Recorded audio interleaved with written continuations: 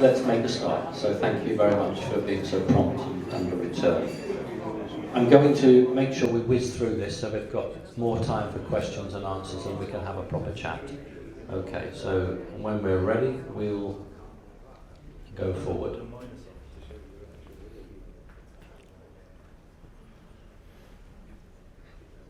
Okay.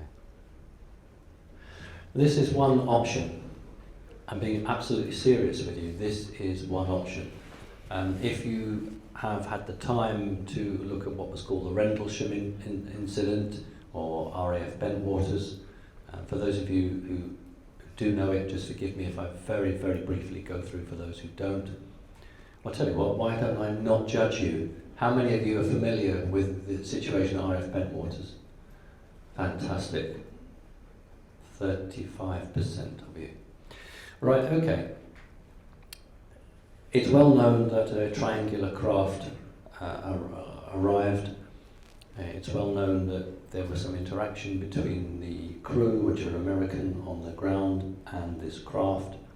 What's not fully appreciated is the importance of it. Those that do know refuse to speak, but say that it was Britain's Roswell.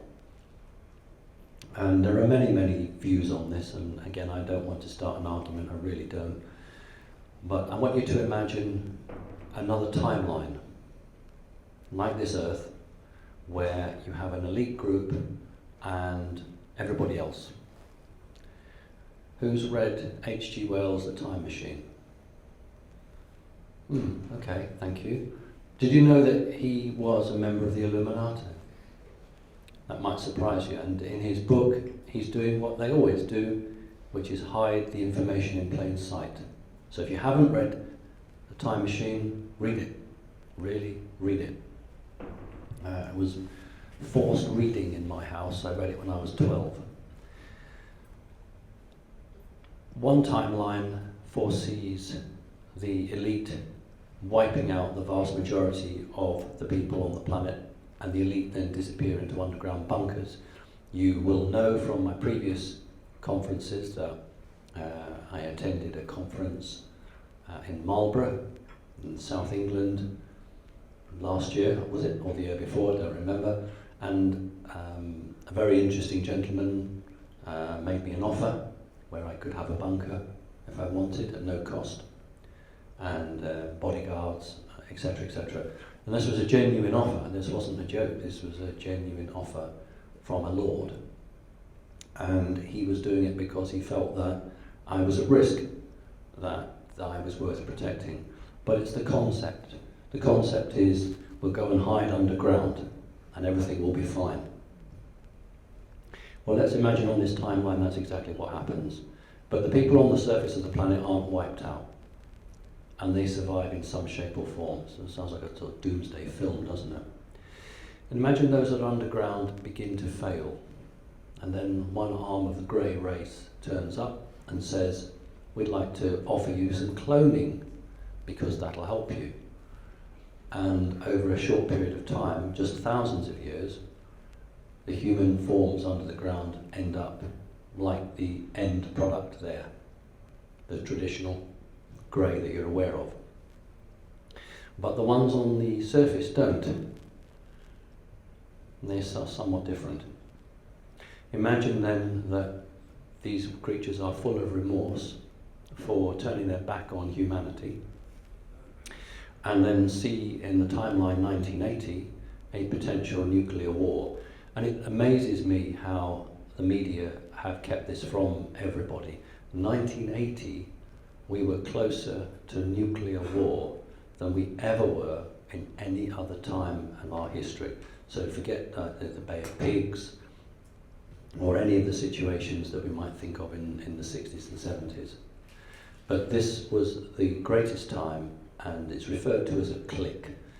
You have different grades of nuclear warning, and we were one click away from nuclear launch, literally, and so were the Russians.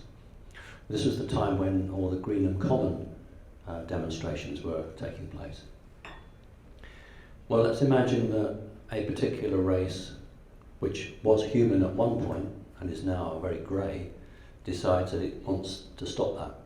So it comes back 26,000 years from the future and arrives. And R.F. Bentwaters, it is reported by the military, and I fully accept that the targeting codes for the nuclear warheads were scrambled. And at the same time that happened, a craft turned up in the Ukraine, which was also where their nuclear weapons were held, and scrambled their codes. Had we gone to nuclear launch, we wouldn't have been in a position to have done it effectively. Now what that means is nobody launches a nuclear attack unless they think they can win. You just don't do it. And this meant that no sides could win. So we need to understand what happened. Somebody, and I think you'll know this person particularly, touched the spacecraft. It's a triangular craft. Greys usually fly spacecraft with a triangular shape. The black triangular ones are either back-engineered grey technology with human pilots, or they are greys themselves in them. Touched it, and the craft then went into the future. The DNA of the person who touched it was then taken, re-engineered, and the grey race changed into Nordics. This is where it gets very confusing. This is why you will never ever find reptilians and Nordics on any facility. You just won't get along with each other, because the Nordics have retained their humanity, whereas the grey race did not. So reptilians have no problem with greys, but they have a lot of problem with Nordics. So do we see Nordics as benevolent? Yes, actually, by and large we do. Do we see greys as a problem? Yes, they are, by and large. Can't blanket them all, but most of them. So this is one possibility that the elite are looking at. But they don't like the idea because they know that there's a potential for them to be wiped out. Next one, please. Oh, backwards. You got too excited. That's it. There's another one. This is the one that we're talking about, transhumanism. It's being seen as a form of evolution. You started as a monkey, you progressed to the position that you're in now, but there's a better way. There's a much more efficient way, a way that you don't die. You're stronger, more powerful, you think more. And so this is really the plan. And I think that unless something changes very dramatically, children in schools in the next few years would start to be given this sort of propaganda. That's why it must never happen. I've taken this from David Icke's site. I've always gone on and said how much I respect David Icke. He put himself on the block for whatever we may say now. The point of the matter was that he was very brave and did what he did. And he's put it here, he said, I started out with my iPad, and then Google Glass, and the Apple Watch, and onto the microchip, the next came. Now, Cameron, who made the Terminator films, you know from myself and other commentators how the Terminator 2 film gave you the warning of 9/11, and other films have as well. So we know that Cameron was receiving information either knowingly or unknowingly. So here we have a very, very clear warning in the same film to tell you what the object is. Next one, please.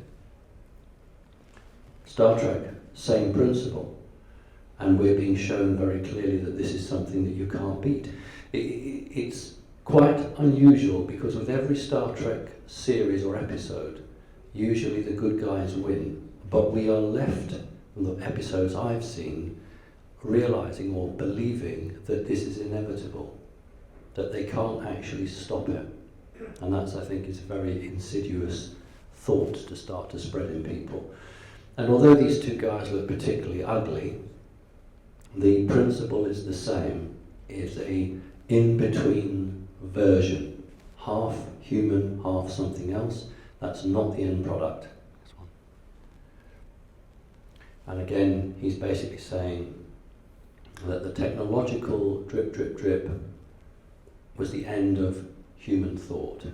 So this is the Michelangelo, very well-known painting that's taken it on. You see, somebody of my age can remember a time before calculators, I can remember a time before sat-navs. I can remember a time before mobile phones, cell phones. I can remember a time before computers became really strong. And you had to think for yourself. You know, this is a true story, and it's a good 4 or 5 years old, of a woman who found herself in front of the judge, prosecuted because she was driving and the sat-nav said turn left. And she did turn left and found herself driving on a railroad or railway line. In other words, she was actually driving on the sleepers of the train, of the track. And when she was prosecuted, she said, but the sat-nav told me to turn left. And do you know the magistrate let her off? Okay? When I learned to drive, I had an atlas. Okay, but if you took sat-navs away from everyone, including myself now, I think we would struggle to find somewhere. And that's how it's insidious in a very short period of time. If you're a supermarket, you order your food at 10 o'clock at night, and the next morning at 5 a.m. it's delivered. So what happens if someone turns the power off? That order doesn't come through. And if that order doesn't come through, there's no food in the supermarket. We are becoming very, very dependent on technology. In the Second World War, a number of cities in this country were bombed. London was one of the principal cities. It didn't give in. The Nazis were absolutely astounded, couldn't understand. And the reason was that your brother, your sister, your uncle, your auntie all lived in the same street or the street opposite. And you helped each other, and you remembered the time in the 30s when there was no refrigerators, you knew how to look after food, you could prepare food. And then after the war, everyone was forcibly moved around. They weren't brought back again. That was a key point. So uncles and aunties were moved to different parts, but never brought back. If the same thing occurred now, the vast majority of people would not be able to survive. Next one. Jade Helm. We're aware of Jade Helm because we've been listening and watching to this movement of troops literally around the part of America, particularly Texas and California, because both governors of those states are incredibly anti the federal government. Those of you who've read any of my newsletters know that Texan governor wrote to Obama asking for his portion of the gold back. Because we have a different form of law in this country, we don't understand the system. In America, all the states are entitled to a portion of gold from the Federal Reserve, and they can then ask for their portion back, and they have asked. It's just under $1 billion. There's no chance of them getting it, but they've asked for it because although publicly they're saying they don't want their own currency, I know they do, and it would be called the Lone Star, because they believe the American dollar is on the verge of collapse, and therefore they want Texans to have a gold-backed currency. The California governor is going down the same road. That's why you mentioned HARP. HARP's been used against California, and has done for a long time. The Texans and the Californians they share a lot in common. They won't be pushed around. The Texans dig their heels in and draw their 6-shooters. The Californians just shrug their shoulders and walk away. So they're very hard to control. So these are the two states that Jade Helm was particularly targeted on. But there's something else about Jade Helm. Okay, I'm going to just read this. It's the Joint Assistance for Development and Execution, JADE. Joint Assistant for Development and Execution. JADE is a US military system used for planning the deployment of military forces in crisis situations. The US military developed this automated planning software system in order to expedite the creation of the detailed planning needed to deploy military forces for an operation. JADE uses artificial intelligence. I'll just read that again. JADE uses artificial intelligence technology combining user input, a knowledge base of stored plans and suggestions by the system to provide the ability to develop large-scale and complex plans. In other words, the reason it was called Jade Helm was because it was linked in to an artificial intelligence computer that was learning from the public's response. So yes, these troops went around and they were designed to frighten people, but also to make the military feel that they were separate from the public.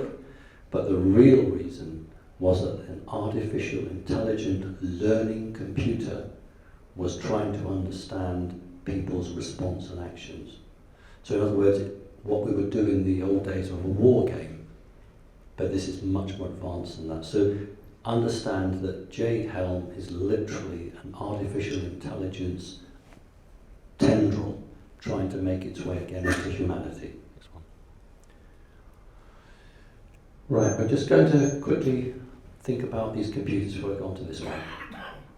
Supercomputers are small computers, basically, that can be networked together, but not networked as we understand it. Actually, like Lego bricks. Think of Lego bricks all put together, and you make a supercomputer. One of the companies involved in these supercomputers is a company called Monarch.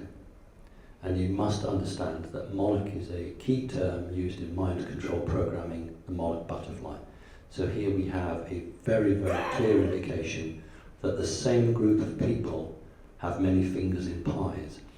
Right, this is something now we're going to call called intelligent streets. I talked about this 2 years ago. IntelliStreets, it's actually somewhere in the Midlands that's trialling it.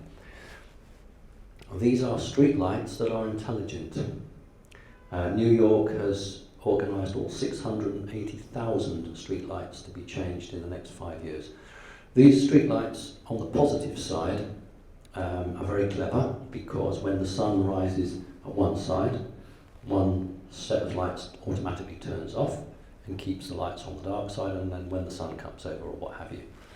But they wouldn't do it for that.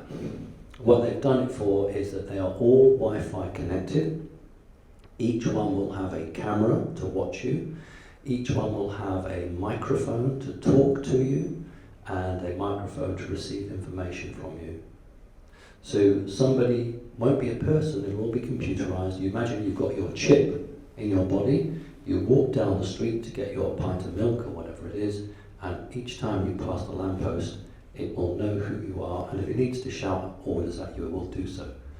Now, this particular one, when these were being sold, the Department of Homeland Security in America became very interested because they saw the advantage of it.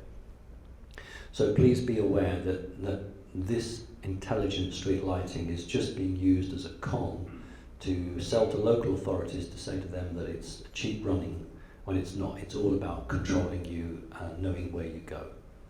Okay, next one. You've seen the new LED lights, but not the ones that we saw about 3-4 years ago, that they suddenly all tried to sell off and give away cheap. And there's a new breed of LED lights. They're very expensive. They cost between £10 and £15 each. But do you know that many of them are Wi-Fi enabled? That when you put an ordinary LED bulb, these ones, into your socket, it would be possible for that to be a Wi-Fi transmitter. And the plan is that you won't need a home hub. You will just actually be able to run them off your LED. There's a chip in them that will do that. And that seems all fine and dandy, except we know that you can piggyback Wi-Fi with something much more insidious. And I've just termed this a singing light bulb. Can you press the next button for me? This is a light bulb, it's LED. You put it in your room, and then you can play tunes on it if you want. How exciting is that? So you don't need your iPhone or any other device. You just send the message to the light bulb, and it will play the music for you. So you could have one music in the loo, one music in the bath bedroom, and etc., etc. So this is how they're trying to get you to buy these things. A Wi-Fi enabled singing light bulb. Please be aware that these are dangerous. Thank you. Right, there's been so much on CERN, and the big question is, did it or didn't it stop working? And I wanted to bring something to your attention. A number of people genuinely think that CERN is just a device to collide particles. And I don't want to stand here and argue the toss with that, but I'll just tell you some very interesting things about CERN, which at the end of it you realise it isn't just a particle collider. In 1952, 11 European countries formed the Council of European Research Nuclear, CERN. Sir Tim Berners-Lee predominantly takes the credit for inventing the World Wide Web, and he was based at CERN. We'll come back to that. Officially, the CERN cost $8 billion to build. The UK provides £34 million a year towards this, and it has a staff of 10,000. Now forgive me, but whenever I play a game of Monopoly at home, I always say, what do I get for this? If I give you Park Lane, what will you give me back for it? That's what you do in Monopoly, isn't it? That's what you do on this planet. So why would countries provide upwards of $8 billion but get nothing back for it? Why is Britain giving £34 million a year and getting nothing back for it? The reality is they have no choice. They are being told to do it. Okay, this one. Right, so Bernard Lee, a British scientist at CERN, this is the official line by the way, invented the World Wide Web in 1989. The web was originally conceived and developed to meet the demand for automatic information sharing between scientists in universities and institutions around the world. What is true is the first website was made at CERN, the very first website, and it talked about what the web was. But that's the official line that they push out to the public. The reality is that the ARPANET was actually conceived in the late 50s, but actually got running in 1965-66. And there are only 2 facilities in the world that had this early net, and that was Pentagon and CERN. The Pentagon had it because they feared that a Cold War nuclear strike would take out all their communication systems, and they wanted a secure way of communicating, so it was the ARPANET. If you work in a local authority or a big corporation, you'll know it as the intranet. So this is a net that just is in-house. So in 1965, the ARPANET was created. So, 1989, when the internet was supposedly worked out with the World Wide Web, this is something that they've had a long time beforehand, but they were just ready to give it out. But the reason I'm making the point is not about the net, it's where. So the Pentagon, we would expect the Pentagon to have it, but you really wouldn't expect a facility at CERN to have it. So we're beginning now to understand the importance of this building. Next one, please. From January the 1st of next year, this is going to be the Director General of CERN. So she's not in post yet, so you've got a sneak preview. Fabiola Gianti, Director General, and she's been chosen to head it up. She's worked for the United Nations, and she did work for one of the Pentagon contractors. Next picture, please. She has a plan, or she is acting on a plan, and that's to increase the number of member countries who are paying for CERN. And she's got a real good idea. She thinks that all countries should pay a percentage of their national income. So the more money and more population, the more you pay. She oversees she will do in January, an over budget of 1.3 billion per annum. And it's currently overspent by 230 million. Now what organisations do you know of that have that sort of money and overspend at 230 million and nobody is slapping around the face with a wet fish? Next one. All right, moving on quickly. I wanted to talk about the past. I have mentioned this before, but people just shake their heads and say, oh yeah, I know about that. But they don't really understand how our world was changed at the end of the Second World War. Germany lost the war, but the Nazis didn't. Let's get it right. Germany lost the Second World War, but the Nazis didn't. So Fourth Reich. So how is it impacting on corporations, politics and the military? I'm going to very quickly go through this now. Do you know that Coca-Cola was sold to both the Germans and the Americans during the Second World War? So here's an American company selling to Germans who were killing Americans or about to. And then in 1941, syrup ran out in Germany. Going to make you laugh now. So what did Coca-Cola do? It created another drink called Fanta, which was just for Germans. So whenever you go and have a bottle of Fanta, that was created by Coca-Cola for the Germans because they couldn't make Coca-Cola in Germany anymore because it had no syrup. So Fanta, lovely. Ford, obviously, they made trucks for everybody. Anybody who'd buy them, whether they were killing each other, didn't matter. Standard Oil, think about the Bushes, lots of connections there. When Standard Oil got broken up, it was ExxonMobil, Chevron and BP. And then Chase Manhattan Bank. Chase Manhattan Bank was very, very heavily supporting Adolf Hitler. VW, we know about VW, but what we don't know is why it's called the Beetle. Who knows why the VW is called the Beetle? One person, go give it a go. Was it because Hitler said, look to nature for your design? See, if I'd had another present, you'd have got it. Adolf Hitler actually said to the guys at VW, I want this car, because that was going to be the people's car, I want this car to be streamlined like a black glossy beetle. And that's exactly what Hitler said, and that's where you get the word beetle from. Kodak not very good at all. They had slave labour actually working in their factories, not just Jews, but gypsies, Russians, anyone who wasn't part of Hitler's plan, trade unionists. So Kodak have a very difficult history there.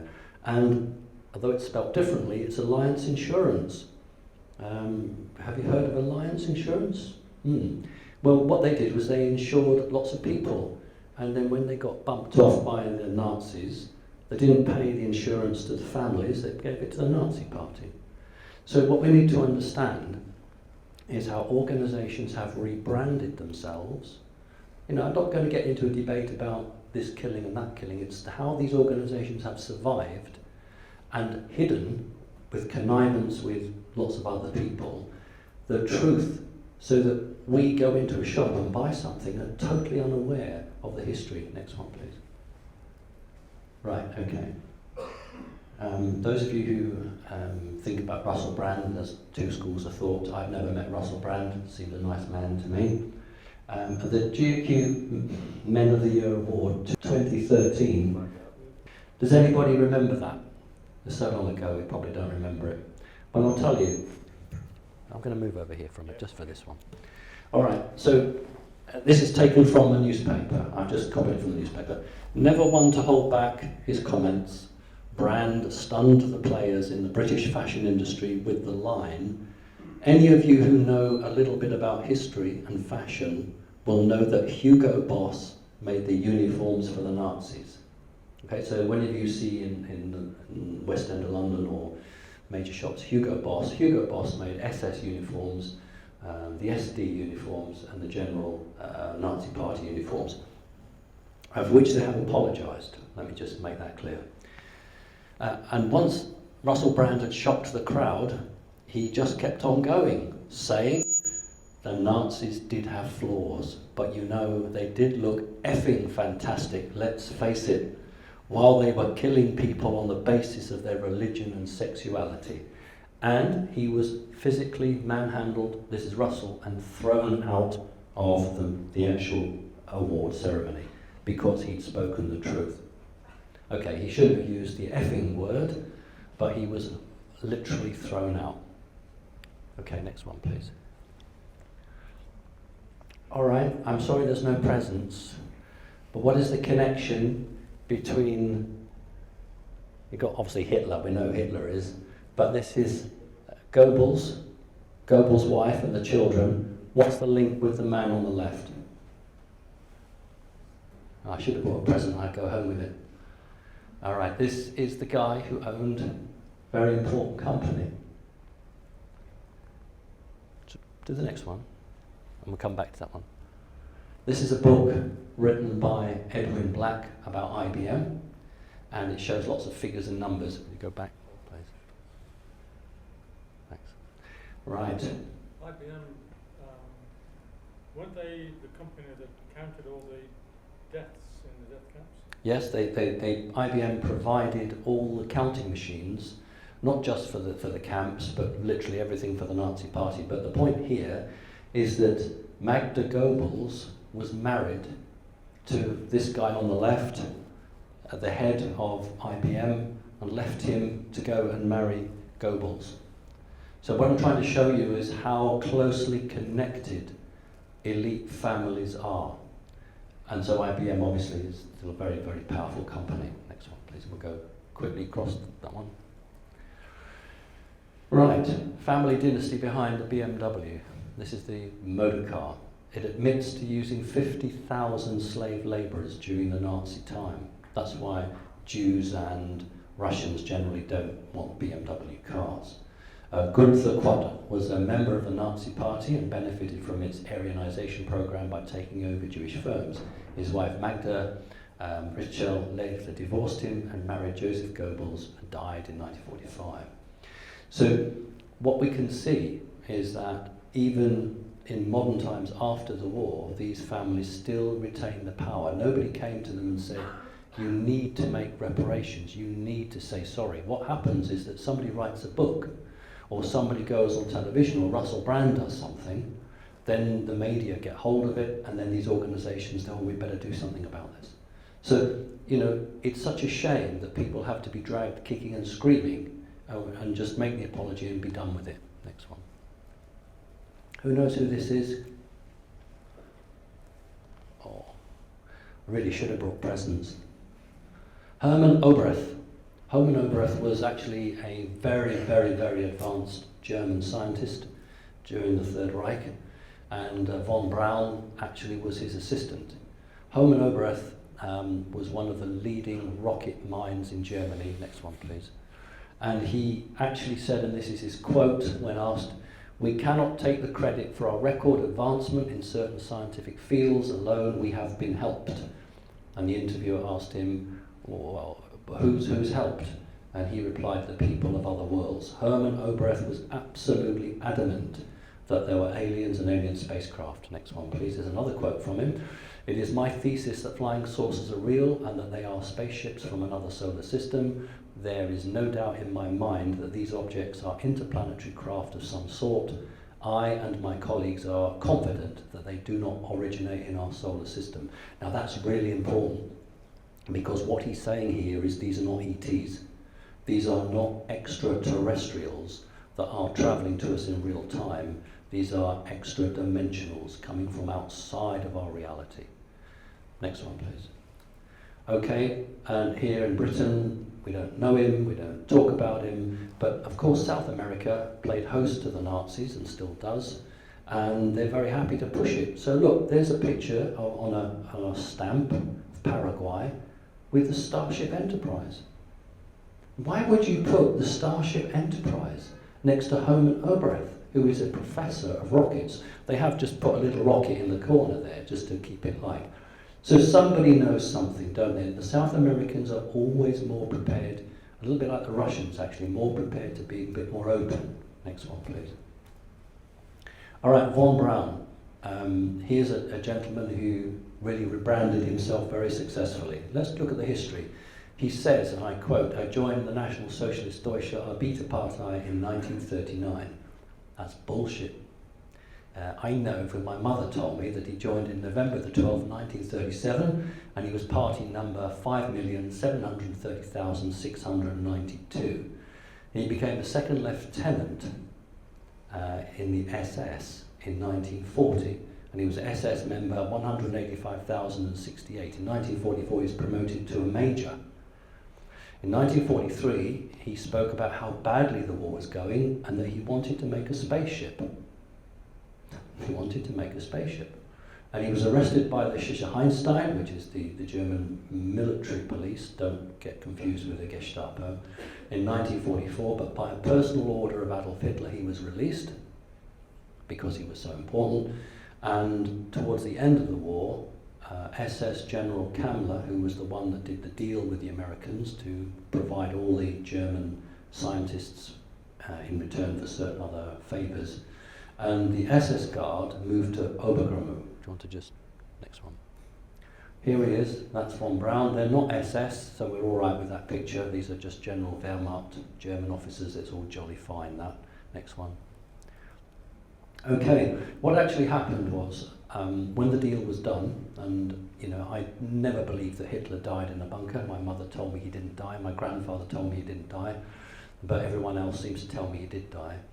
But the deal, as far as I'm concerned, was that in order to gain certain favours, a lot of the money that had been looted was given to the Americans, and the SS Guard, whose pure job was to shoot all the scientists if the Allies got near, suddenly just melted away, and the scientists fell into the hands of the Americans. A British intelligence guy, but he was a rocket engineer called Snell, interrogated von Braun for one day because they knew once the Americans got him, the British would never have any information from the Yanks at all.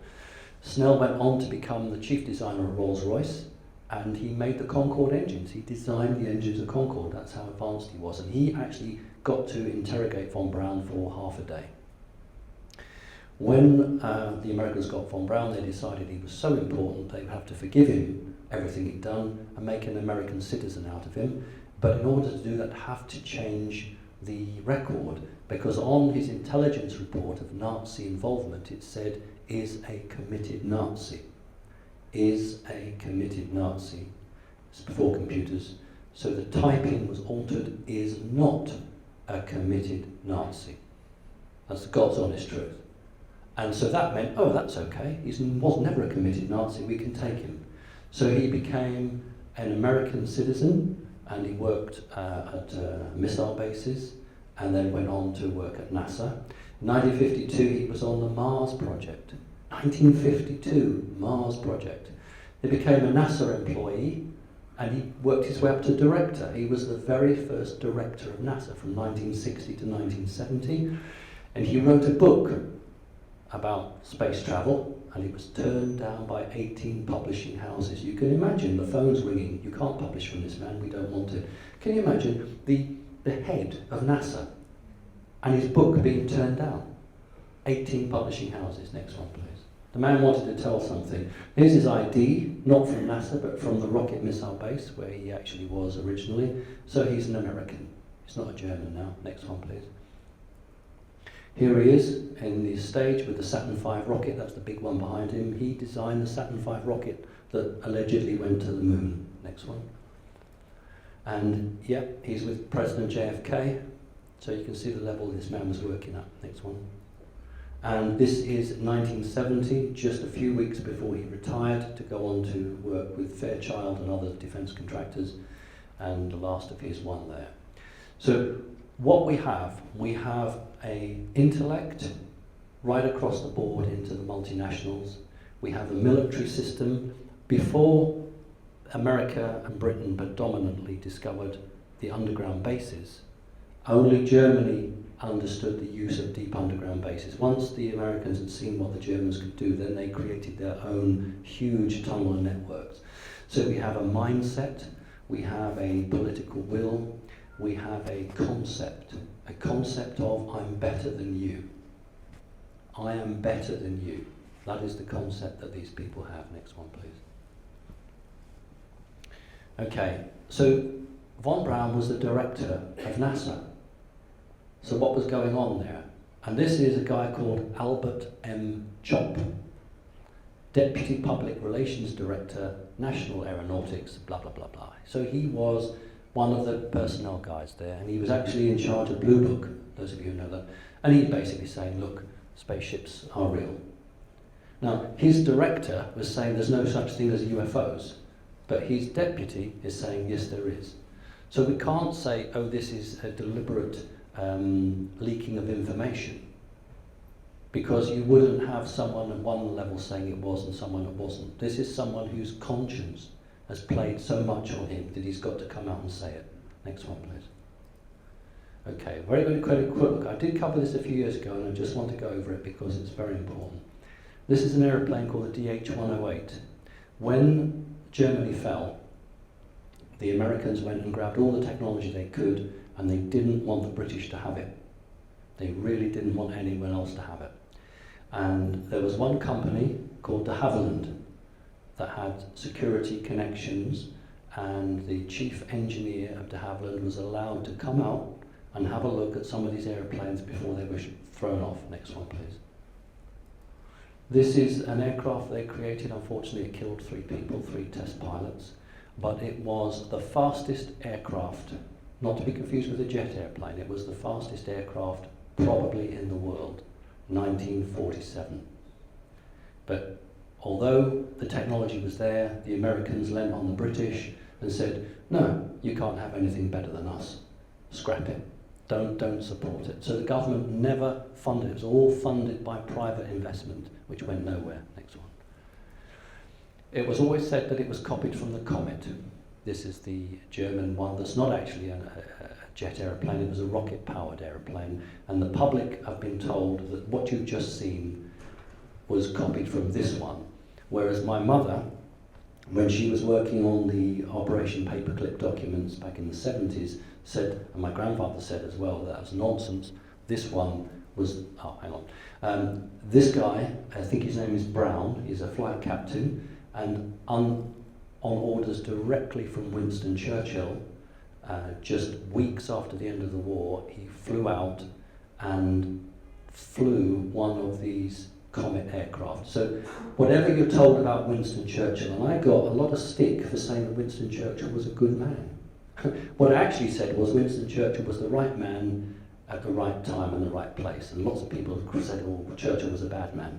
Well, I can't say that, because I know that Churchill, on one hand, was having to bend with the Americans, but on another hand, he was trying to put Britain into a strong position. So he actually sent this man out directly to try and fly one of these aircraft to see if we could learn anything from it. Next one, please. This is the aircraft, there's a model on here, of course, that it was copied from. They both have 45 degrees wing sweep.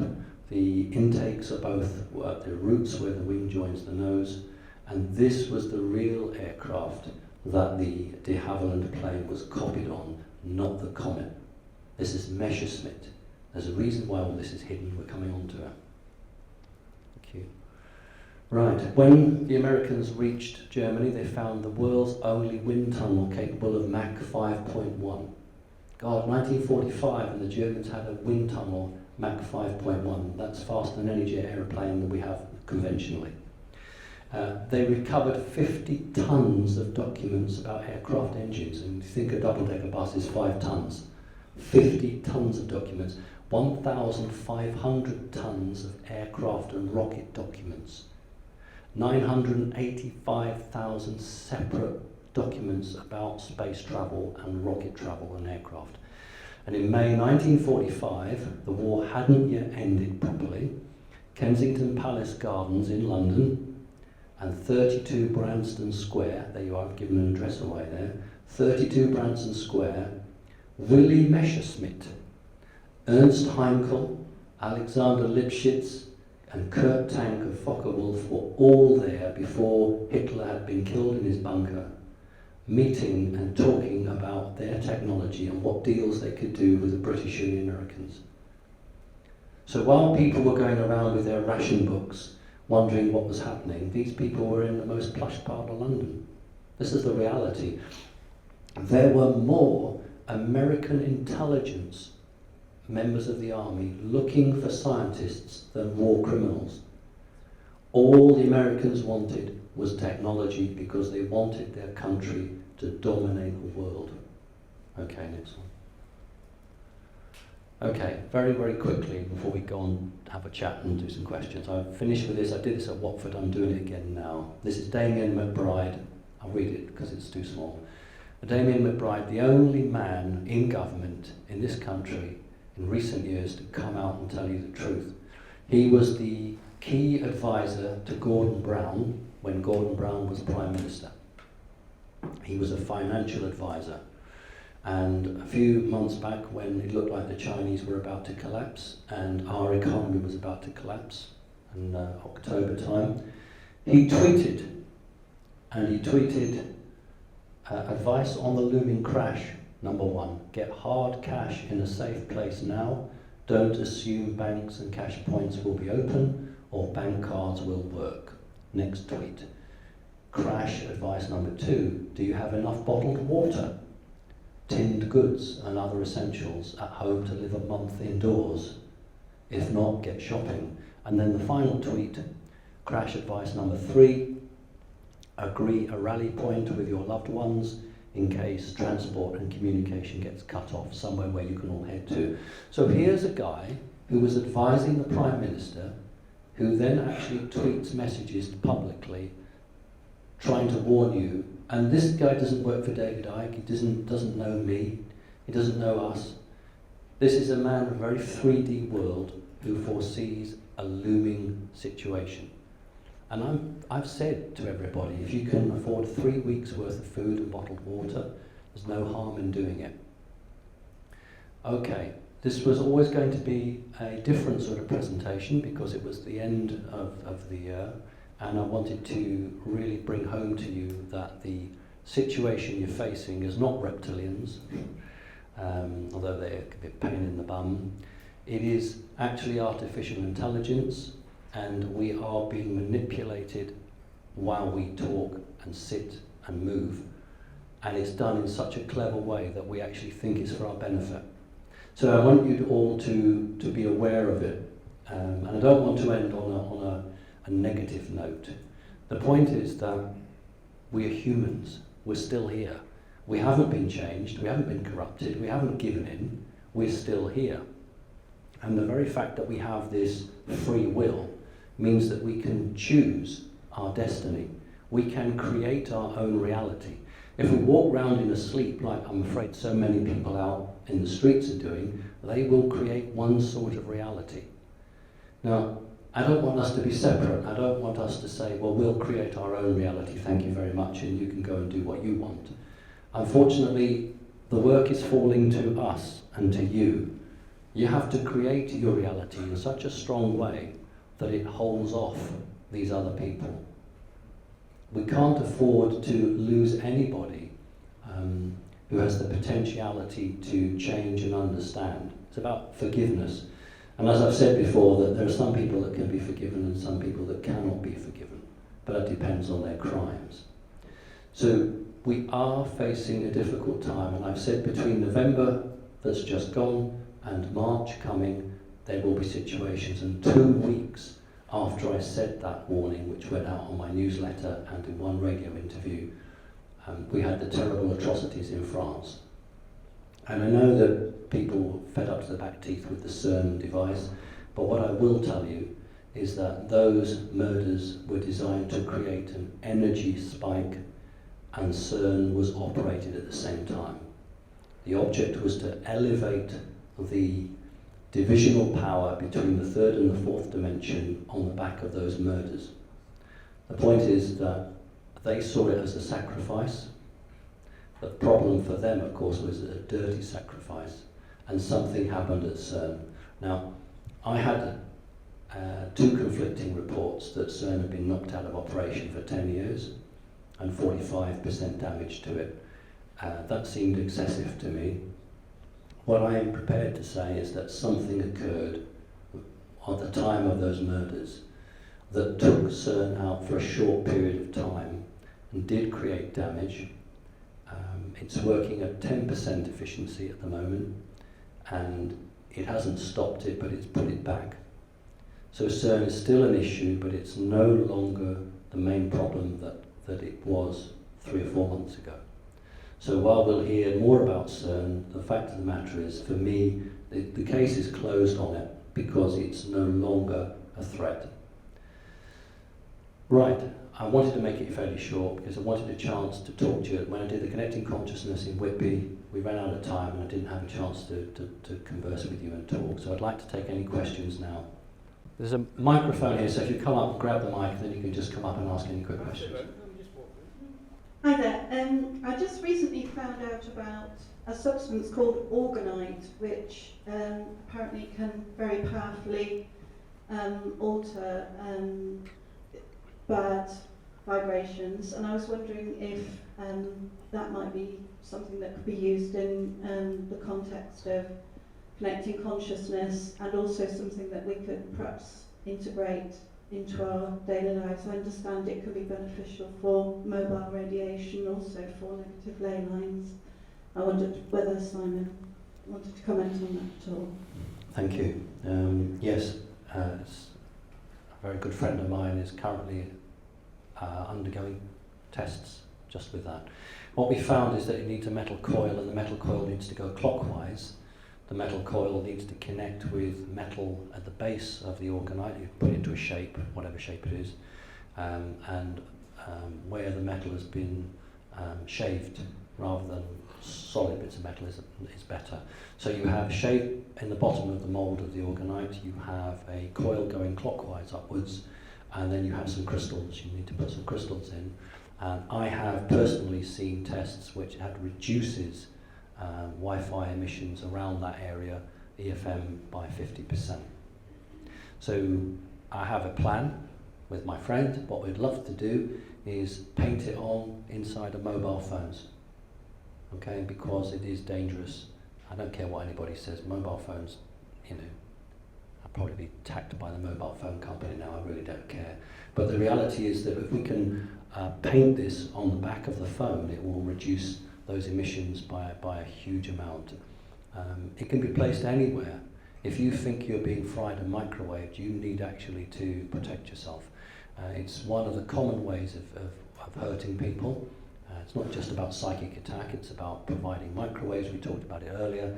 And you know that some of these frequencies are very closely tuned to the human body. So if you run another encoding over the top of that, it is accepted into your body or your mind. You know that if you bounce microwaves off a person, you don't hear a voice in your ears. These people who talk about they heard a voice, you know, some of these gunmen. I went and I was told I heard a voice, I had to go and kill 20 people in the local school. I don't think he's lying. But if you bounce microwaves off someone's skull, the skull acts as a diaphragm, as in a telephone, and that produces sound. So when people say they hear a voice, they are actually hearing the skull acting like a telephone. So these are microwaves that can be fired and used. You know, the films are sort of the Spectre James Bond film, but I think about the little earlier ones where the microphones are hidden in people's rooms and under tables. That's all just nonsense. When the secret special services want to listen to your conversation, all they do is fire a microwave beam at your window, and your window acts as a diaphragm. And so my speaking now, all the molecules in the window are vibrating. So if you hit that with a microwave, it bounces back. At the rate at which those molecules are vibrated, you can actually hear what I'm saying. So you're not being told the level of technology that exists. Of course, why would they? You know, you have the film where the guy's on the phone in the street and he rings up and he says, you know, I'm going to kill such and such, and the policeman's saying, keep him on the phone another 10 seconds. Keep him on the phone, we'll find out where he is. As soon as you pick the phone up, they know exactly where you are. But they don't want to tell you that. Okay, next one. Hello, Simon. This is a bit louder than my voice is, but about the Sumerian texts, I was just wondering where you got your information from that they were planted. Right, you're referring to the Sumerian seals? Tablets. Right, thank you. If we look at the Sumerian seals, we see that there are some very big people sitting on chairs and smaller people around them, and we take that to be the gods being the big ones, and then the Adam and Eve, or the little people, the humans. And when we read these texts or translate them, it appears to say that humanity was created by gods. Zachariah Sitchin, who was a very gifted fella, I know he's come under some criticism, but then there were only a handful of people who could translate the Sumerian texts, and I wouldn't criticize somebody if I can't read Sumerian. So when anybody criticizes him, the question to ask them is, do you read Sumerian? And when they say no, then say, well, how can you possibly criticize? But what we can say is that he accurately translated them, but they were placed in the position of the ground incorrectly. So where do I get my information from? Generally, when I stand before a crowd, or I stand for a special group like you, or I'm on radio, television, whatever it might be, I will only go public when I've had information from 2 independent sources. So one source would be what we would call the security service, and the other source would be off-planet. So if one tells me one thing and one tells me something else, I won't say anything, because there's a confusion there. But in the term of the seals, both sides agree that these were artificially placed. They call them mounds. Archaeologists dig down these ziggurats and they find different cultures or building phases. And it was placed down around about 3,200 years BC, if I can use that term. And it purports to show that humanity was created by gods. And this is part of the plan, isn't it? If you, I include myself in that, and that's then thinking, if you believe that we made you, you will venerate us. You will call us gods, and when we come back to you and return planet X or whatever it might be, then you'll hail us as gods. So my answer to you is to serve the security service and from off-planet. Hi. Hi, Matt Ludwig again, Simon. I just had a question about the Russian aircraft, or at least the aircraft that went down in Russia recently, as to what the agenda was behind it, whether it was another situation with scientists and innocents being killed. So. Right. No, the previous ones we had, you remember there was the scientist, and then the Rothschild gained all the patent rights to the work that the Chinese were doing on that special stealth technology. In this case, it was payback. Interesting that there was Russian and Chinese connection. And you'd probably be aware that the elite in America are the same elite that are in China, and they hate the Chinese government because the Chinese government has done a deal with the Russians, which could ultimately freeze America out of the decision-making process financially. So we are going to see a number of situations where Chinese and Russian assets are going to be attacked. The chemical plants that were blown up a few weeks ago, again in China. So no, there wasn't a connection like that. It's simply that they want to put pressure on the governments. Okay. We have Sirian, Andromedan and Pleiadian sources on this planet to help uplift this planet to the 5th dimension. Apart from healing, what would a Sirian starseed qualities have? What could help humanity and heaven? Yeah, I got you. That's a good question. If you remember a connecting consciousness, then you will have a clear idea of your star family and what's actually inside your physical body here. And it's very interesting. I often start off and say to people, if you go into a room or a doctor's surgery and you see 10 or 15 people and you look at someone and you think, don't like them. You've never met them before in your life, but you take an instant dislike to them. That's because the frequency of that person is different from yours. That is not to say they're bad, it's to say that the vibrational rate of that individual is so diametrically different from yours that you don't feel them as part of your family. So we have a number of people in this room, and you'll have a great deal of mix within you. And each person has strengths and skills, and each person wants to help in their own way. And so you've asked me, what can they do? Well, I can't answer what each group will do, but I can say that each specific family has a skill. So Lyrans are very caring, make good nurses, good doctors, sometimes good teachers, but they don't like control, so they generally wouldn't do that. Maybe they make good vets. Palladians make good inventors. They make people who can be dynamic. Each star family has a group, but the important thing here is that we all work together. It's not where you've come from, but where you're going. In other words, do you have the same shared vision? If you have the same shared vision, it really doesn't matter what you are. And there are plenty of people with reptilian souls who actually are decent people and have turned their back on the culture.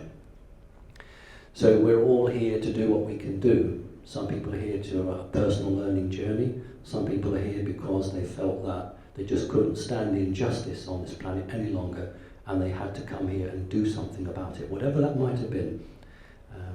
And one of the sad things is that I've met with many people who say, I can do more. There must be more I can do. This isn't it. And I honestly, genuinely say to you, you've not missed the bus. If I had hands free, I could show you.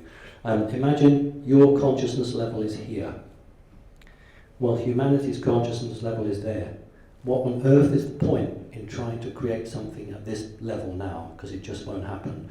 In the next 6 months to 12 months, certain things are going to happen on this planet which will cause human consciousness to rise up in a way it's never risen up before. And when that joins up with our level, suddenly what is looked at as fringe thinking or a bit odd or a bit crazy will become, I'm not going to say the mainstream, but will become much more in tune. Look at Dr. Stephen Greer, look at David Icke. Two men who wish to change people's perception, but both use the system. Richard Gere, Stephen Greer, he actually raised huge amounts of money to make a film, and unfortunately it didn't seem to change anything. And David Icke did better. He created a People's Voice radio TV station, but it was destroyed by people. That's why when I made Creating Consciousness, I didn't use structures. You know, there's no bank manager going to come in, there's no expert going to come in, there's nothing that can be destroyed or taken down.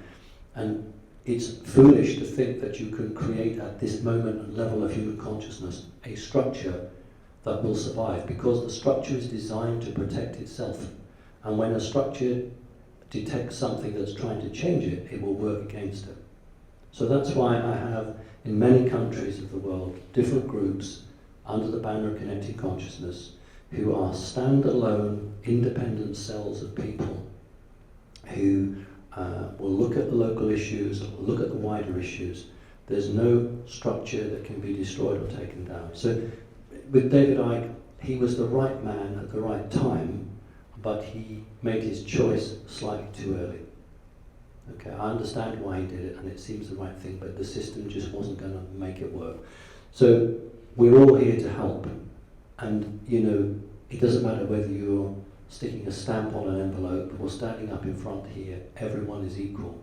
Everyone does something, and there are some people that are in very high positions and can't do things publicly, but can do things privately. I had a conversation with a director of a multinational corporation in America who told me that they knew that massive changes were coming, and that the corporations, and his particular corporation, was going to have to rebrand and change, because otherwise it wouldn't be accepted by humanity. So there are directors in these corporations now ready to change the whole way. All I can say to you is that we have to make sure it's not the wolf in sheep's clothing. You know, you have a situation where the country takes a hit and someone comes along and says, I can save you. And then when you look back, you find it's the same people rebranding themselves. Hence my warning to you. You know, watch out for these people who present themselves to you as the saviours, but the reality is they're just the same people as past. Okay. Hello, Simon. Before I ask a question, I'd like to thank you very much for your bravery and courage over the years, because you're a great inspiration, certainly to me, and I'm sure many other people. Thank you.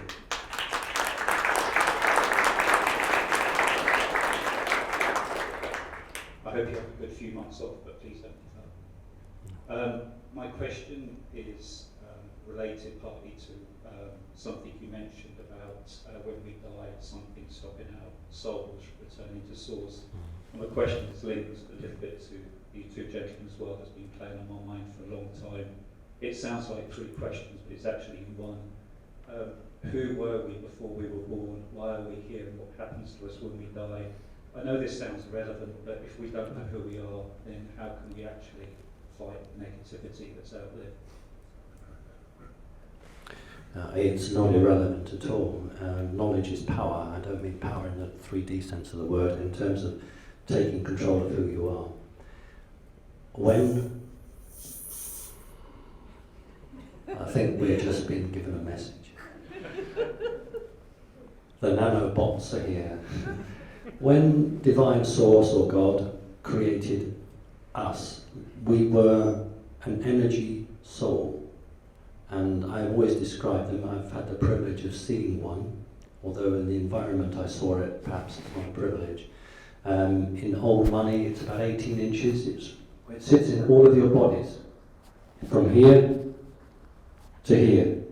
It's elliptical, like an American football, and it's composed of white to clear pulsing light.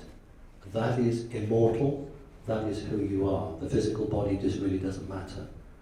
Well, it does, but it doesn't matter in terms of the energy soul for its history and its longevity. There is a marriage between your soul and your body. You are one.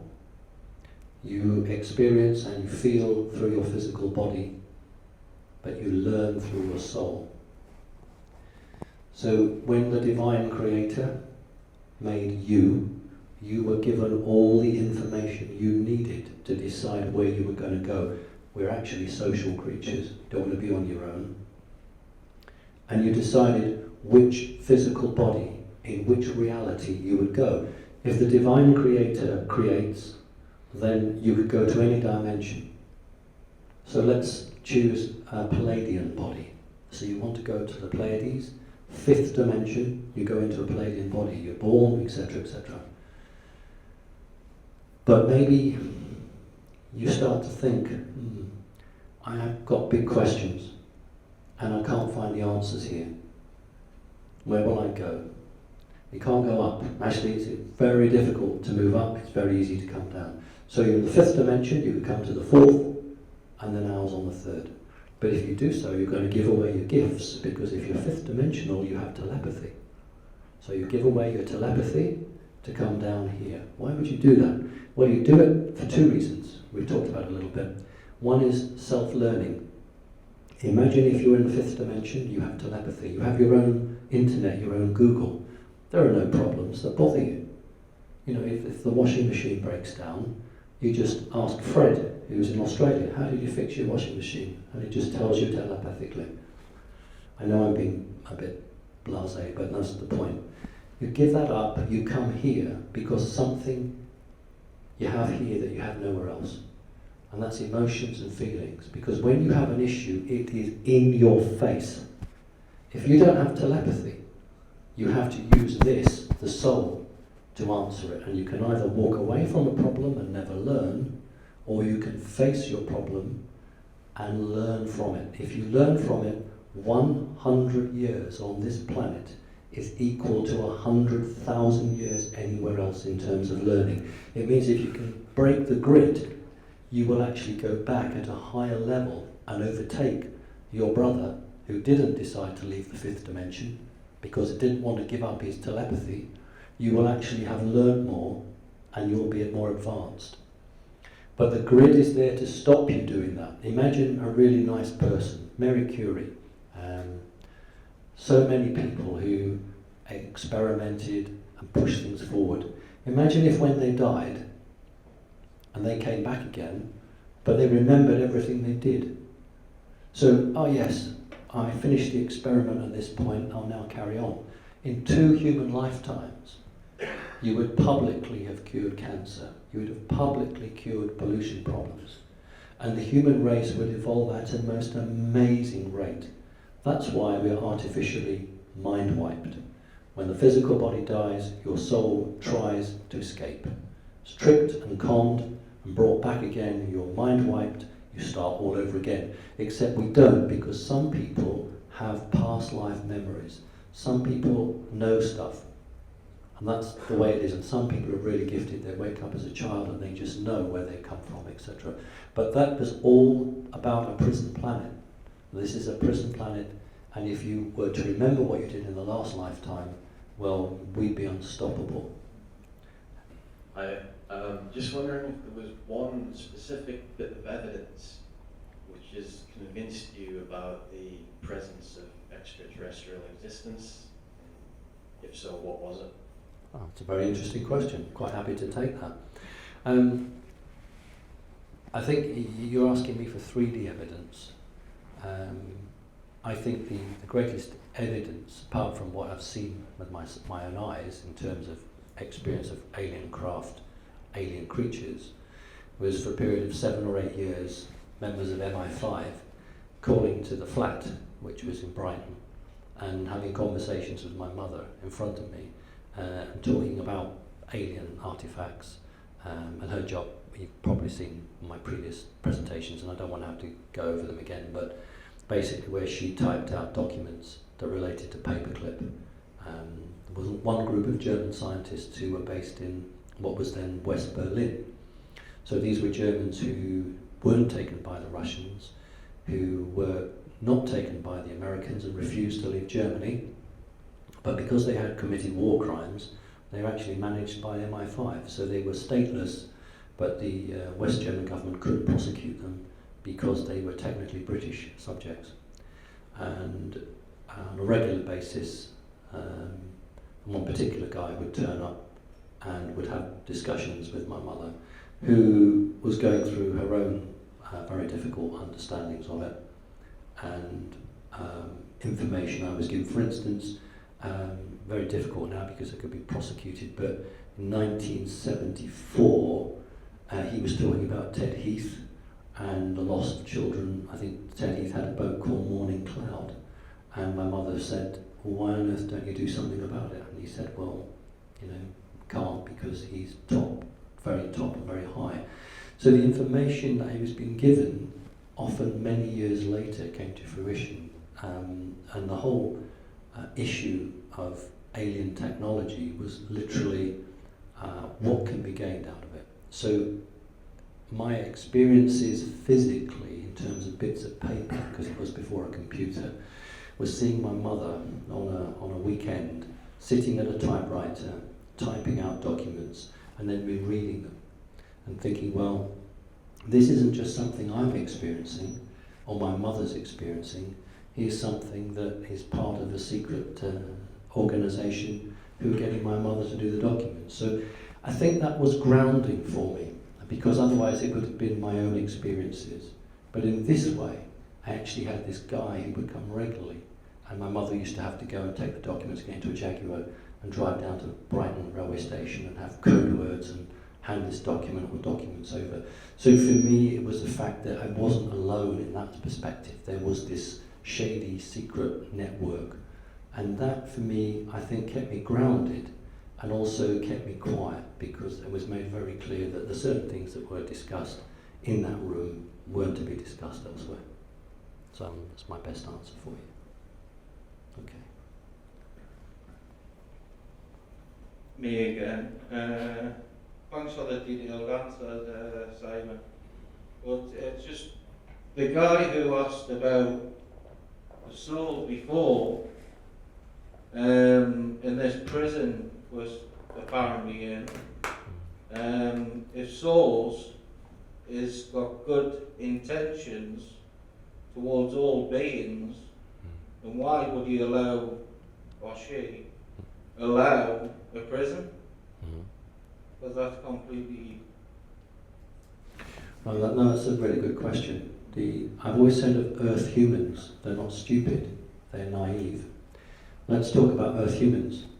If you are created by a divine source and you decide you want to come here first, before you do anything else, then you arrive here with no framework, no past soul memory. Therefore, when you are listening to politicians or businessmen or whatever it might be, you tend to believe them. But if you have come from another dimension, then you have what the Americans call a bullshit detector, and you actually say, no, that's not right. That doesn't seem right to me. And so many people have accepted what they've been told because they cannot believe that their elders and betters would actually do anything bad to them. You know, I have people in my family who can't believe that people who rise up through politics could do anything bad. Yes, they maybe embezzle and steal money, but, you know, kill people, no, that wouldn't happen. So it's this, you said the word good. When you're a really good person, you can't believe that anybody could be other than that. So that's one aspect. The other aspect is trickery. I'm trying to show you this evening how the agenda of the AI is being done little bit by little bit by little bit, so you don't perceive it. You don't see it as negative. So it isn't that we've failed. What we've done is we've demonstrated love by saying, we trust you, we'll let you do this. And then we've been shown to put our trust in the wrong way. So then we become guarded. But we must never make the mistake of thinking everybody's bad. What do they say? They're tarring everyone with the same brush. So if you meet 100 people and 99 of them are bad, and you meet one good person, well, we've met a good person. If you just blanket everyone, then we are in trouble. So we can't become like them, else we have lost. So you've got to retain the love. You've got to retain that commitment and that strength and that hope. And that's really important, because if you believe that you can create something better, that the ideals that you have are far stronger and more beneficial for humanity than anything you read in a government publication, then believe in that.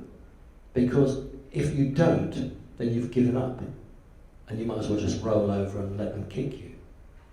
No, you're not like that, because that's why you're here today.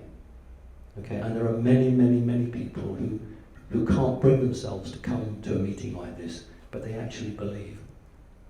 Over the coming months, that's going to change. You know, we're going to see some pretty awful things occurring on the planet, which will make people choose which side of the fence they're on. I know that all of these recordings are watched by certain people, and I keep saying to them, you know, it's not too late, change. And I just talk about, you know, saying about I'm having a little bit of a holiday. And for those of you who've heard this, I apologise, but last Christmas Day at 10:30, when I was sending a text to somebody, a message appeared on my phone, not on the send box, but on the inbox, correcting my grammar. So that was somebody from GCHQ at 10:30, Christmas morning, obviously fed up out of the back of his head. Presumably the wife and kids are at home having Christmas, and his job is to monitor Simon Parkes' mobile phone. So I got a message on my phone at 10:30 Christmas Day saying, in response to something I'd written to somebody else, this is an ungrammatical sentence. Now I know it's British, because the Americans aren't, do beg your pardon, but the Americans are not very good at British grammar. So it had to be GCHQ. So when you understand that the system is that interested, there must be a reason. There must be a reason. And what is that reason? Is it because we can bring change? It has to be, doesn't it? You know, it costs money to monitor my phone. It costs money to watch me. It costs lots of money. And that's all these people seem to be bothered about. So they think they're spending their money wisely. Maybe they are, I don't know. But the reality of the situation is that we have nearly reached the end game. We're nearly there. And some gentleman talking to me tonight saying he was very tired and wanted to leave the planet. Time to go. And there are lots of people who say, I'm fed up with it, I've had enough. It's like hitting your head against a brick wall. You know, I don't know how many times I've been on this planet, but it's just a nightmare. I agree with you, it's a nightmare. But you agreed to come here, unless you were forced to come here. You came here for a reason. And you can't leave now. I'm going to use blackmail, because if you leave now, the work you would have done falls to those that are left behind. And we have to carry more work. If you think of a theatre, there are a few actors up on stage. When one of those actors falls down dead or what have you, you have to go to the audience and say, who would like to come up and take this person's place? And if nobody comes up from the audience, that group of actors gets smaller and smaller and smaller until there isn't anybody left. And then when the shutters come down and all the audience are microchipped, and they turn around and say, well, how did that happen? Well, because you let it happen. That's why you're here, because you don't want to let it happen. Okay. I just wanted to ask, do you think humanity is maybe facing some sort of initiation test? Because in initiation you're faced with an insurmountable obstacle that you can either walk away from or transcend. And we seem to be faced with insurmountable obstacles everywhere. Humanity has been faced with huge obstacles ever since it crawled. And each time we sort of survived. The important thing is that we're this isn't the only planet that wants to move on. It's right across the whole spectrum where planets move up the dimensions. But you can't really have a planet without its population, without its living species coming with it. Doesn't really make a lot of sense. If we accept that the planet has its own consciousness, and we accept that because they want to pour poison chemicals into the underground water, so they must know the planet has a consciousness. If we accept that, and we accept we're on the back of this planet, and we accept that we are intricately connected to the planet, then there must be a reason. It's time to evolve. It's time for humans to move on. Now, whether we pass fleetingly through the fourth dimension and quickly go into the fifth, or whether we struggle through the fourth, I don't know. But what I do know is the initiation that you're talking about there is literally the final hurdle before, hopefully, and I'm saying hopefully, this is the 7th time we've been at this position. This is the 7th time humanity has stood to try to break free. If we break free, then we will see a process of remarkable change. Okay, and there's lots of people who say, oh well, the reptilians are gone and all this is gone, but it hasn't gone, because if it had gone, we'd all be free. There's a reduction in the strength of the enemy, but the enemy are still there, they're still in control. Okay. Any more? Okay. Yeah. All right, Simon. Hello. Hi again. This just a kind of answer to those gentlemen that just come up there and asking about our kind of role in this. In the Edgar Cayce you read, he said that we agreed to come here. This was all a journey from the very beginning. I know it seems a bum deal, really, doesn't it? Really, because I feel like I want to get off the planet now, and I know that I've done this many times and got this far. But the main question is, apparently disclosure was going to happen, like now or very soon. But I've heard it's been knocked back. So can you enlighten me on that? Yes. Cast your minds back when President Obama, on his first term of office, was elected. Within our own industry, there was a great deal of excitement that he was going to actually release information, and that actually was the plan, as is always with these presidents when they come in, and then someone leans on them. Disclosure has been forced on governments. They've had a number of dates given to them that they had to come forward, and each time they've said the population's not ready. If we tell the truth, there will be riots, death, and the whole system will collapse. And that's been accepted and understood, and that's why it's not been pushed. But you're right, another date was given, and this time, you say it's been pushed back, it hasn't. This date has been given and there's been no movement on it.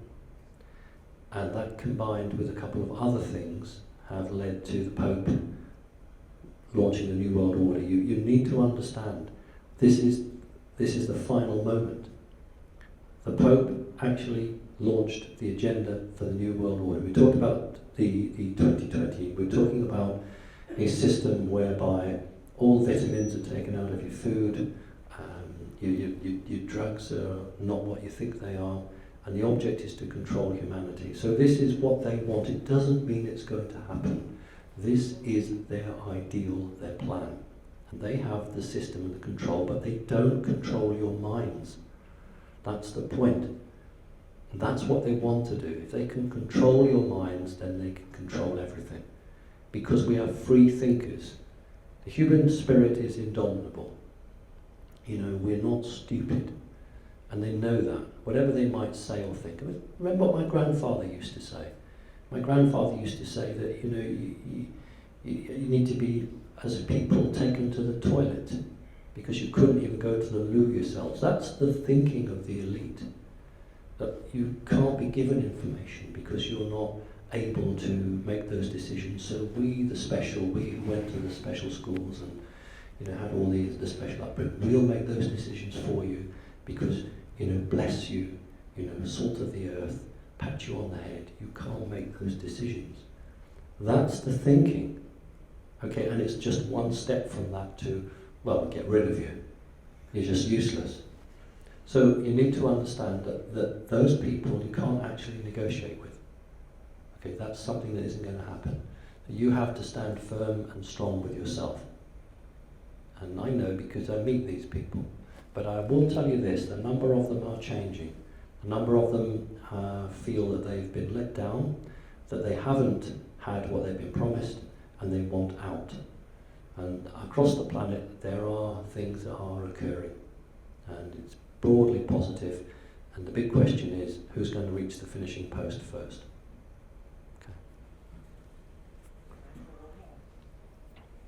Just third time, if that's all right. Time to speak there. But definitely have to keep your spirits up. There's a lot to live for. I think this disclosure isn't too much of a worry. I'm not sure if it will change much. I think possibly the elites are right. People would panic, not us, but the general public would just flip out. What we need to understand is the history of the planet and why it's in such a mess.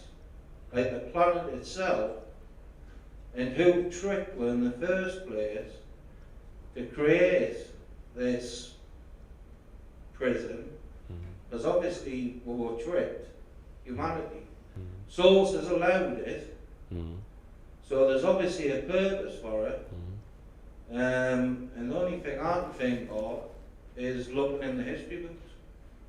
And you look at the Bible, there's Adam and Eve, and that's an obvious one. Well, the people and that, so you can put a fence around the earth. Or the Sumerians, back to that, which the Bible's based on. And actually the Sumerians didn't come as gods. They didn't class themselves as gods. They just classed themselves as beings who look exactly like us. And in the Bible it actually says, look, we've created and they look like us. So if there was just one God in the Bible, he wouldn't be torn to himself. So that's where I'm coming from with the Sumerians. So I mean, they've got a big, I think Planet X possibly exists. And I think we were tricked, humanity, but I think there's a purpose for it. Thank you. No, I think we've agreed that there is a purpose, and we were tricked, and hopefully I've sort of answered that one.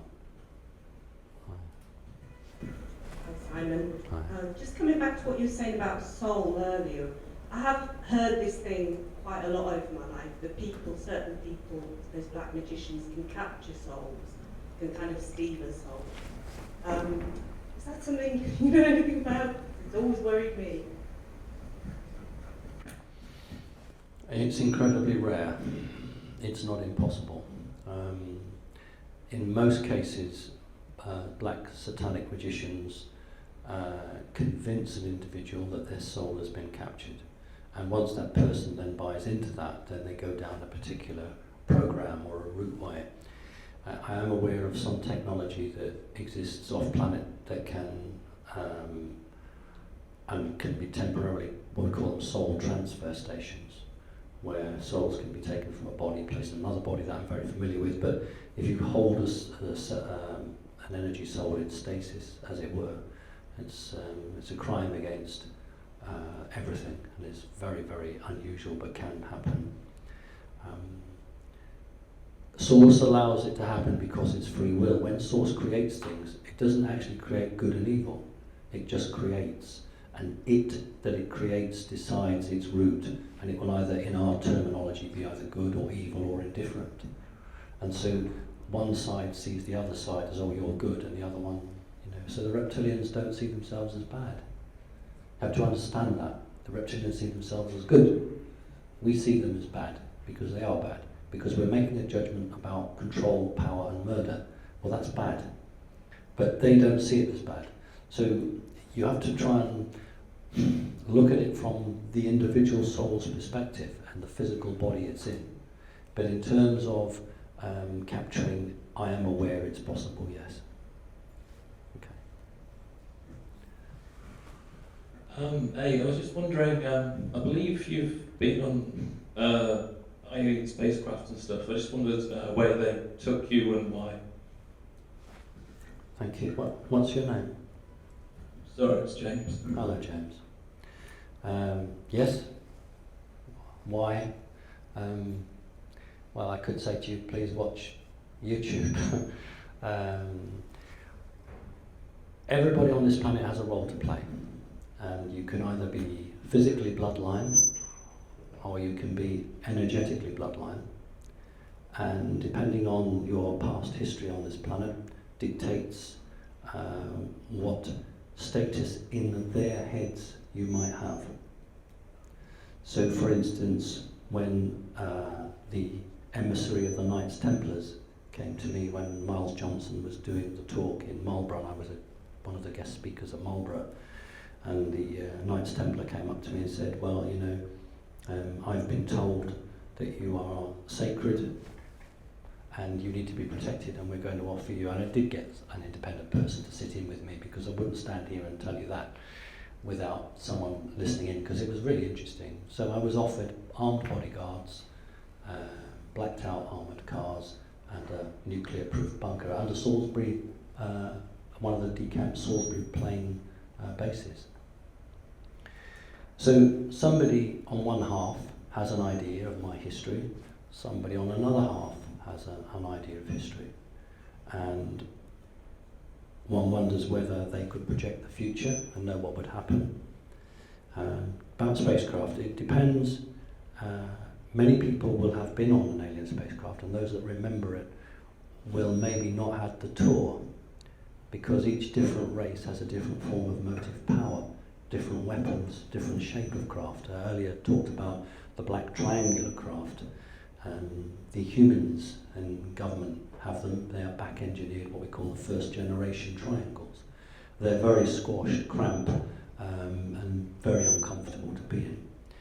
The craft that I'm more familiar with are actually teardrop shaped, and there's some interesting artwork in medieval paintings and tapestries which show teardrop shaped craft, although they're just representations, just like a cockpit. The interesting carving in one of the South American temples shows a guy which appears to be in a spacecraft. So my experiences of them are, I grew up in a Victorian house, and there was always a lot of dust. Craft that I've been in have no dust. They have no observable lighting. Everything is seamless. The furniture, and we have furniture here, this furniture has grown as the craft was created molecule by molecule in a tank.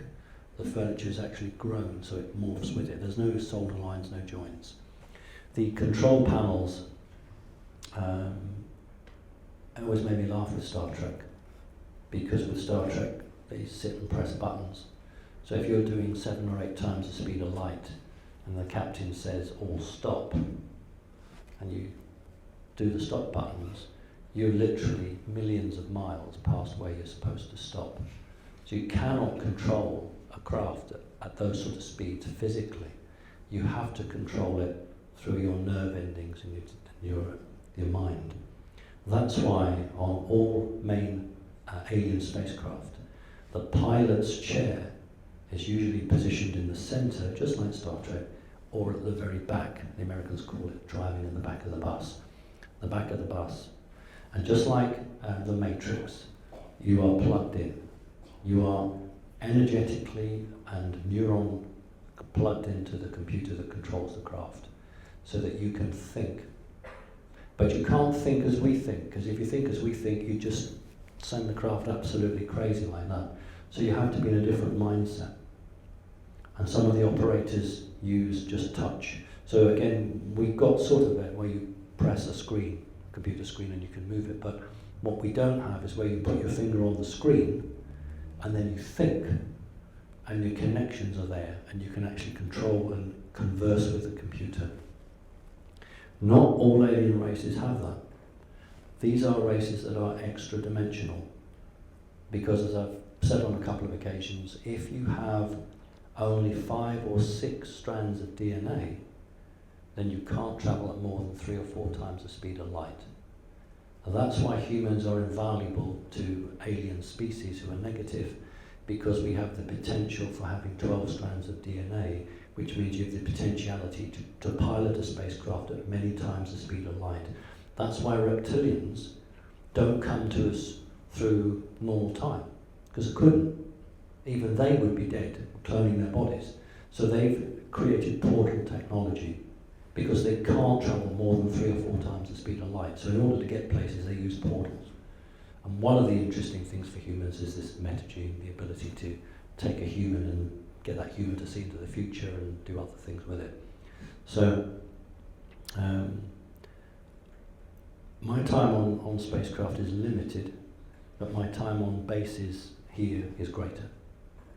And where did I go? I saw one planet, and I couldn't tell you what the name of it was. I've seen a base underwater, but I've seen most bases in this, not this country, but in certainly a couple of continents. And this was in this, between the 70s and the 80s. Okay. Hi, Simon. I want to thank you for sharing valuable and unique information and attracting so many like-minded people to this place and to Whitby and others. My question is, what people can do as their first step to change the situation, and what are the priorities? Right, thanks Alex. Alex is the UK's coordinator for Connecting Consciousness. Thank you for travelling up from London. Right, really change your diet straight away. I perceive in the next few months some very big changes to our food. Please change your diet. Watch out for bottled water. It's now containing fluoride, though they still have to show it. So please watch that. So if you can change your diet, you're going to actually make yourself stronger. I would suggest that you go down to a reputable health food shop and start buying in a few months' supply of vitamins. No harm in doing that. I know for a fact 2 years ago the final factory, vitamin factory, was built in what was Eastern Europe, part of the old Russian group. And if you are a member of the elite or you work for the elite, you're given a number and you can order vitamins online, because you, as a member of the elite or a member working for the elite, can't be fainting at work because the food doesn't have any goodness in it. So they've set up a number of vitamin factories to provide vitamin supplements for their workers. And they were always going to wait for them to be completely built before they then went with the next operation, which was to totally remove any goodness from food. So again, it's not, we're going to put you against a wall and shoot you. Lots of stories of guillotines on trains, etc., etc. That's not how they're going to do it. Because there's billions of us and just thousands of them. So how they're going to do it is gradually in their mind, to try to wear people down gradually, so that you just do the work for them. That's why I said to you earlier, you have to be sure of who you are and resist it, because they can only do it if we let them. That's the reality. We're talking about demons that come through from the 4th dimension to the 3rd. They only come through if you let them or you call them. These things can only do if you give them the authority to do it. And they just trick people, so they do it the same way. So what I want you to do is to improve your diet. I want you to try to minimize your connection to Wi-Fi. We need it, so move it to another part of the room or the house. Try to reduce that. Orgonite is a really good thing to have. Have some of that nearby where you have your computer. Try to hold your mobile phone further away from your ear. All of the things that we talked about 10 years ago and suddenly now are being held back and we don't repeat them. Always wash your fruit and vegetables from the supermarket. The easiest ways to poison people is to spray chemicals 2 days before you pull the crop up. The supermarkets actually now putting labels out saying wash them because they don't want to be sued in the courts. So please do that. In terms of yourselves, protect yourselves, first of all, psychically and energetically. Do not buy into the lies that are coming out. Don't panic. Just remain calm. Remember what we're expecting. We're expecting the internet to come down. We're expecting the mobile phone network to be turned off, Skype to go down, and you will all feel isolated. But you're not. Ride out the storm. Okay, for those of you who are aware, a month ago now, Skype was taken down for a whole day, right across the planet. And then 2 weeks after that, Facebook went down for half a day, right across the planet. We're expecting the mobile phone or the cell network to be taken down for 10 minutes, right across the planet. Once they've done that, then they know that they can shut everything down. And you may be absolutely amazed to know that CNN and Fox News wish to buy out the BBC. Oh, no, not a bit. Simply because then you would have one newscaster for America and Britain. And I don't want to upset our European friends, and I mean that genuinely. There are two very important countries, there are three, but there are two very important countries. One is the United States, where the physical action will be decided, and the other is this country, where the energetic action will be decided. Britain and America are two very important countries. From the European point of view, Germany is the next important. But if America and Britain swing one way, then that will dictate how we go. So it's very important. So everybody who's alive today is privileged, but is also challenged, because we have to decide what our role is and what we're going to do. Okay. That seems a good time to end, because it's 5:30. Okay, well, let me just very quickly say thank you to everybody. It's really kind of you to make the effort. Now, I know some of you have come from abroad. Some of you have flown a long way, so I would like you to come up, make sure that I want to try and talk to everybody. It doesn't matter whether you've come 5 minutes or 500,000 miles. What I'd like you to do is just to come up and say hello. We can turn the mics off and just have a quick chat. But if you have travelled and by an aeroplane to come and see me today, then you deserve 5 minutes time with me, because I appreciate how difficult it is, and you've just travelled a long distance to come and see me for one day. So first of all, and I mean it when I say God bless you, because there is a God. The aliens have told me there's a God, and the great thing is that they know as little or as much about the Creator as we do, but they just call it the divine Creator. They don't call the creature God, just the divine Creator. So there is a force out there. There is a force that we're connected to, as long as we wish it to be. So we're going to go through the holiday period. Enjoy yourself, have fun. Just because we are of a different mindset doesn't mean that we can't interact and be part of the world. We have to be. That's why we're in a physical body. But just remember, there's something about you that woke you up. There's something about you that sets you slightly differently from those who don't listen or understand. It's not about you being better, it's about you ahead of the race. So let's hope these other people can catch up. So listen, thank you very much indeed. It's been really lovely to see you, and do come up and have a chat. Thank you.